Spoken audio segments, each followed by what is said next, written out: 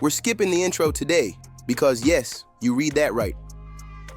Drake is about to shake the entire music world tonight, and after 488 long days, Lamo Law is finally stepping up to take revenge on Kendrick Lamar, sparking what could be round 2 of the biggest rap war in years. Hit that like and subscribe because we're gonna need backup. This night could get wild. Now, the whispers around OVO and the so-called Drake gremlins have been louder than ever, and they're claiming the Cupcake King himself has been in the kitchen cooking up something nasty. They're hyping this up as if Drake's about to press a nuclear button on hip-hop. But let's be real, it could also end in one of the biggest fails since Family Matters. The stakes couldn't be higher, and everybody's watching to see if Drake will rise or flop. Here's the bombshell. Tonight marks the drop of episode 3 of Laurie's Iceman series. That means 2 things. First, we're getting another one of those painfully awkward live streams that might give us a meme-worthy moment, maybe even something as hilariously tragic as the Pinocchio chase. But more importantly, and way more dangerous for Drake's already fragile legacy, he's dropping a brand new track tied to all this drama. And here's where it gets messy. Drake, in his classic fashion, has either leaked or flat out bragged to way too many people about this record. He's been spilling info left and right, and the message coming out of his camp is crystal clear. This is supposed to be the red button track, the one that will supposedly destroy the entire industry. They're talking reckless, showing zero logic, and painting this song like it's about to change everything forever. The buzz right now is wild. Word on the street is this new drop isn't just some regular single or a fake hit Drake's fans have to pretend to love. No, this one is being pushed as a full-blown diss record. And of course, the target is Kendrick Lamar. The one thing Drake's fan base still unites over is their obsession with trashing him. These guys act like Kendrick ruined every joy they ever had in rap, and now they're foaming at the mouth for Drake to take another shot. This track is rumored to pack more rapping than anything we've heard from Drake since Family Matters, maybe even more. And who's he coming for? Not just Kendrick, but also Whitney, Dave Free, and pretty much anyone else he can't get out of his head. It's giving Obsessed X energy, and fans know it. But here's where it gets even funnier. The title has already leaked. Drake is doubling down on his corny Iceman series, where his writers clearly Google how to use the 5 W's like it's homework. First we got what did I miss, then which one, even though which isn't even part of the 5 W's. And now, the big reveal is that this new track will be called Who Was It? Really? With his back against the wall, the man is dropping the most generic titles known to music. Looking at all this, it's clear what's coming. Delusion, crash outs, and Drake once again proving that when it comes to originality, he's still stuck in the shallow end. To lock this all in and prove what's really happening, the consensus is loud and clear, both from Drake's camp and from folks in the wider music industry who've caught wind of the drop. Inside the OVO bubble, the so-called Drake gremlins are doubling down, swearing up and down that this is finally the one. They're hyping it like Drake is about to press the red button and unleash something earth-shattering, the track that's supposed to change everything after 488 long days of silence. But outside of the OVO loser convention, the rest of the industry is side-eyeing this hard. People are pointing back to that post Drake made over a year ago, where he boldly claimed he would win Game 2. And if that's the energy he's still riding with, then wow, this man has no clue what he's walking into. Like, how many times do we have to say it? Old man, you don't want these problems. Here's where it gets even wilder. We already heard pieces of this beat. It slipped at the end of Iceman 2, right after Drake's weird Pinocchio chase scene and that random elevator moment. The instrumental is dark, moody, and built for bars, clearly designed for a heavy diss track.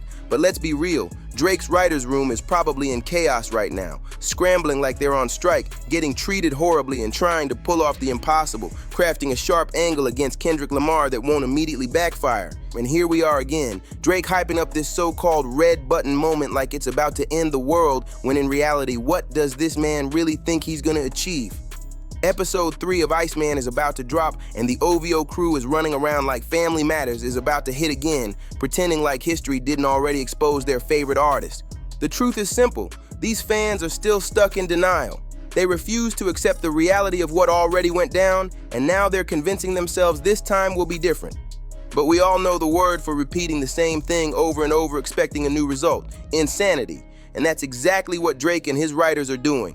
Recycling the same tired moves, hoping for a miracle that isn't coming.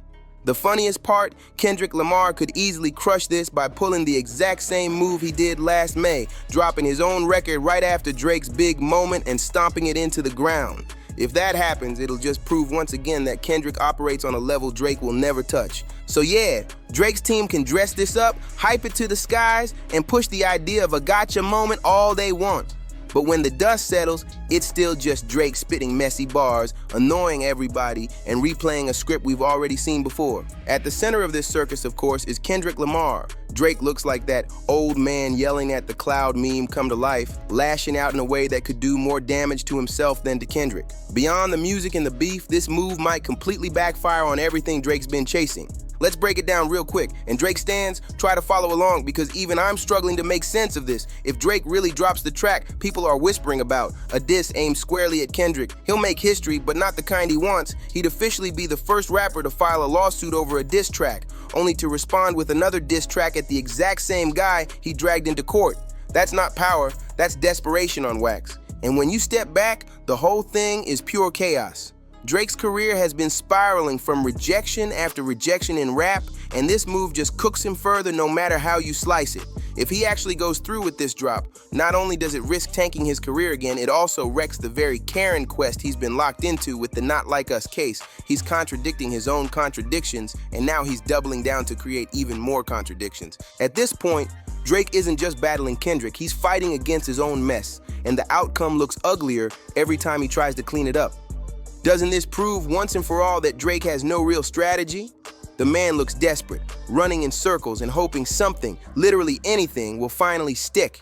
And now look at what he's doing, leaning fully into this whole Iceman saga as if it's his personal Kendrick Lamar concept album, turning the entire record into an attempt at revenge, a second shot at a beef he swears was rigged against him.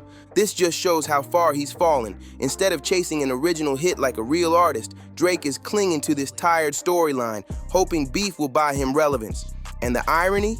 His fans have spent years accusing Kendrick of being a clout chaser, yet Kendrick never needed to pull cheap tricks to get respect. Now their guy has become exactly what they accused the other side of being. At this point, Drake isn't just making music, he's grifting for attention, using Kendrick's name as his only ticket to stay in the conversation. Without Kendrick, there's no hype, no headlines, no reason for anyone to even care. As J. Cole once said, if Drake wasn't dissing, then we wouldn't be discussing him. And that's the sad truth. If he wasn't clinging to this red button fantasy, nobody would be talking about him right now. If this song really drops with Iceman Episode 3, we all know what would usually happen. People clown it for a day, it flops off the charts, and it disappears just like Which One already did. But now, Drake has managed to grab the spotlight again, and everyone's waiting to see what he'll actually deliver this time. Here's the problem though, he doesn't seem to realize the risk he's taking. Beyond losing the first battle fair and square, if he really wants to spark a round 2 tonight, he's opening a box that might never close for the rest of his career. This isn't just another diss, it's a move that could define his entire legacy from here on out, and not in the way he wants. Because let's be real, if Drake dares to step to Kendrick Lamar again, he's stepping to someone who already proved his power last time and who still has way more in the tank. Kendrick has shown us his ceiling is sky high, while Drake's feels like it's already been reached. And if this is the lane the self-proclaimed rap strategist, who spends more time on paperwork than bars, wants to take with Iceman Episode 3, then it's about to get ugly. Good luck, Loser Law. You're gonna need every ounce of it. Even if you gather a whole army of writers and a choir of Karens to cook up your best track since this beef started, heck, maybe the best of your entire career, you're still doomed against Kendrick Lamar. Why? Because you're outclassed on every single level. Kendrick is 1,000 times the artist and competitor you'll ever be, and no matter what you throw his way, he'll flip it 10 times harder, make it sound better, and turn it into a song the world dances to. That's the danger you keep ignoring, Drake. Every shot you take, Kendrick not only fires back, but he makes it iconic. He has the power to turn your diss into fuel for another classic record, maybe even one of the biggest rap anthems we'll see this decade. So before you dive into this, remember what you're stepping into. Look back at how this played out last time. You thought you won, you celebrated early, and then reality smacked you upside the head.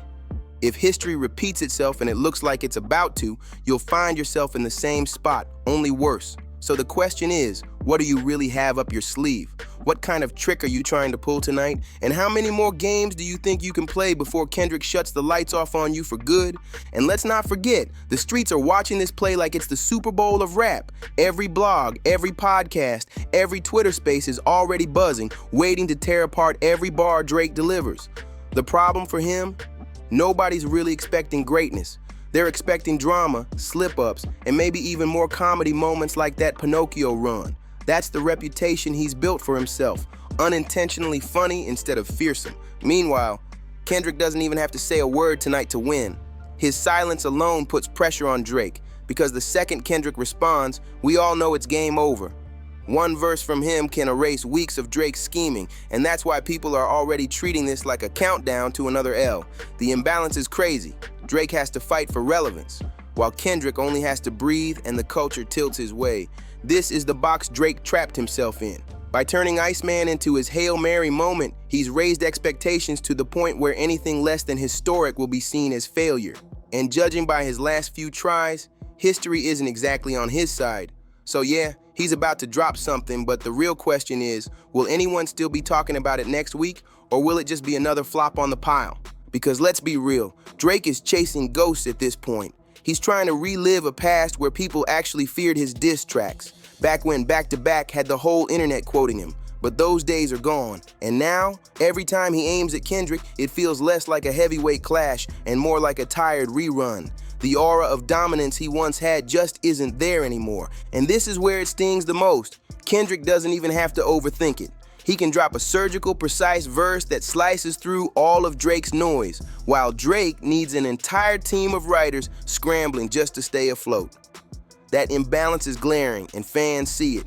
Drake's whole brand right now is built on proving he still got it, while Kendrick's brand is just being Kendrick, authentic, sharp, untouchable. So tonight isn't just about a diss track, it's about legacy. Drake is gambling what's left of his on a round two that nobody asked for, while Kendrick sits in the shadows holding all the cards. And if Drake slips, even a little, this might be remembered as the night he officially lost the culture for good. That's the weight he's carrying, whether he realizes it or not. And honestly, what we're about to witness might end up being one of the funniest moments in hip-hop, whether Drake wants it that way or not. If you want to catch my full reaction to whatever chaos unfolds and keep riding with the channel, make sure you smash that like, hit subscribe, and share this with your people. It helps me out more than you know. Oh, and before this disaster of a round two, Drake already gave us a taste of embarrassment with one of the most awkward interviews ever with Bobby Altoff, which looked like him trying to warm up for the L he's about to take again. Check out the suggested video for that mess, and I'll see you on the next one.